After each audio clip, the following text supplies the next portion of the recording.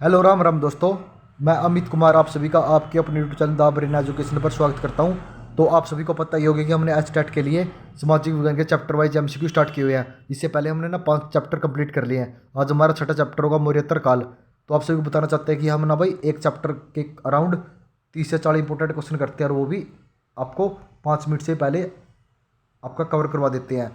अगर आपके पास वही 5 मिनट का भी टाइम नहीं है तो आप ना अच्छे से तैयारी नहीं कर रहे, क्योंकि आप सभी को पता है कि आज टेट में सामाजिक विज्ञान से बारे के भी क्वेश्चन नहीं जाने देंगे। इससे पहले हमने 5 चैप्टर कंप्लीट किए हैं। आपने 5 चैप्टर को देख के पता ही लग गया होगा कि एस टेट के पिछले परीक्षा में कैसे कैसे क्वेश्चन पूछे गए हैं। आज हमारा छठा चैप्टर रहेगा। तो चलो अपनी क्लास की शुरुआत करते हैं। आपका फर्स्ट क्वेश्चन है कि अंतिम मौर्य सम्राट वीरदत्त की हत्या पर किसने शुंग की स्थापना 185 ईस्वी में पूर्व में की थी? तो किसने की थी? ये पुष्यमित्र ने की थी। किसने? पुष्यमित्र ने की थी। आपका नेक्स्ट क्वेश्चन है कि सातवान आंध्र सातवान वंश का संस्थापक कौन था? तो सातवान और आंध्र सातवान वंश का संस्थापक कौन था?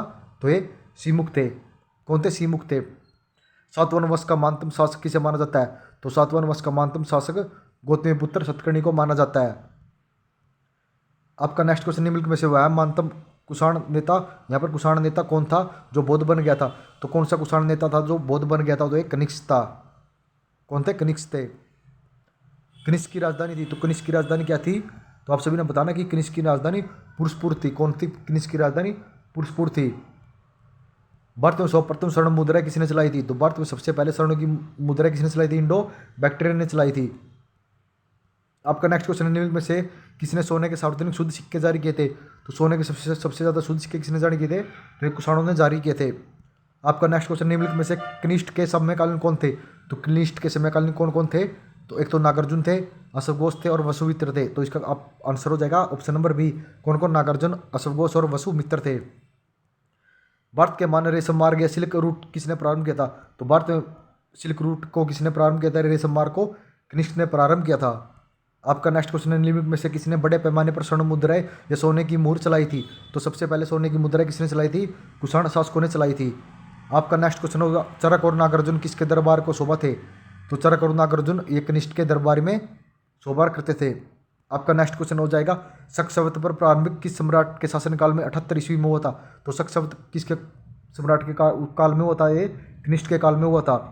तो आप सभी को बताना चाहते हैं कि भाई ये क्वेश्चन बहुत ज़्यादा इंपॉर्टेंट है, क्योंकि ये सब आपके लिए एक रिवीजन है, क्योंकि आपने पहले बहुत कुछ पढ़ लिया होगा स्टेट में, क्योंकि एक पहले एग्जाम 7-8 दिसंबर को था, लेकिन वो पोस्टपोन हो गया था और अब जल्दी ही आपका 17 से 18 मतलब ये तो 13 या 14 जनवरी या 18 या 19 जनवरी इनमें से कन्फर्म है। और जहाँ तक है ना भाई आपका 18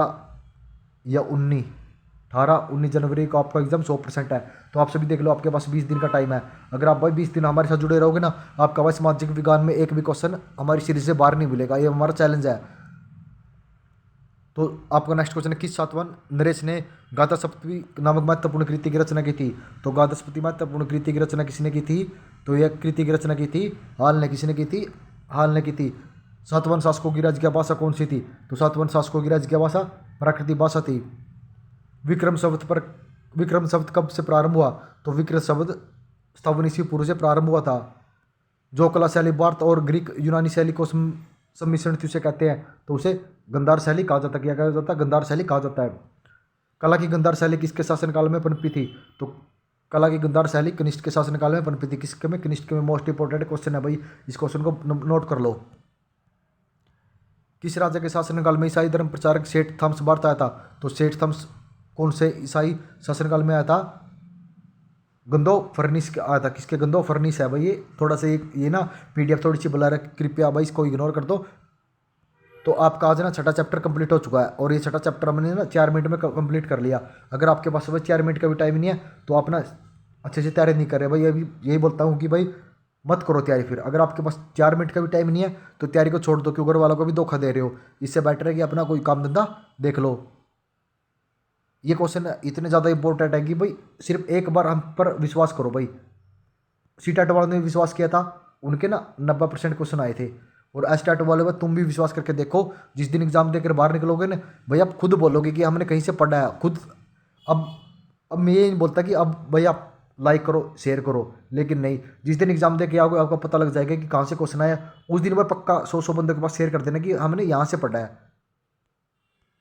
तो चलो अपनी क्लास की अब फिनिश करते हैं। जय हिंद, वंदे मातरम। बने रहिए दोस्तों, आपका हार्दिक अभिनंदन है।